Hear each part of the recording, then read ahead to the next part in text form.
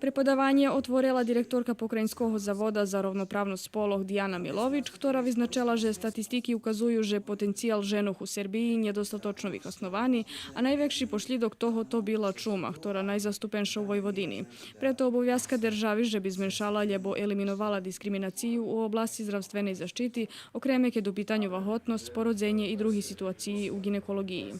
Z nami na tribinok vše doktorka specijalista ginekologiji Danica Dragnić, która tolkuje o prevenciji i o šitskim, co bi ženi mušeli znac. Šitski znamy, że prevencija chorotoh, ktorí časti u 21. viku, coška zošćimše jak društvo mušime vyboric, bo zdravje ženoh, ktorí predstavljaju vekšinu žiteljstva u lokalnih samoupravoh najvažnijše i otimše muši vodzić starost, vyznačela Diana Milović. Na okruhlim stolje bešedoval pomocnik pokrajinskog sekretara za socijalnu politiku, demografiju i rovnopravnost spolov Predrag Radović, ktorý ženom potolkoval jak môžu vytvoriť svoje práva nasампред keď predajaku príčinu nedostanju zdravstvenu usluhu u Verbaskim špitalju.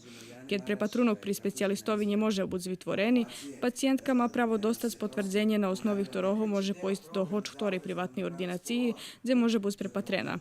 Hoč muši zaplatiť za to prepatrunok, poznejšie može refundovať z penjež od Fondu za republične zdravstvene osiguranje.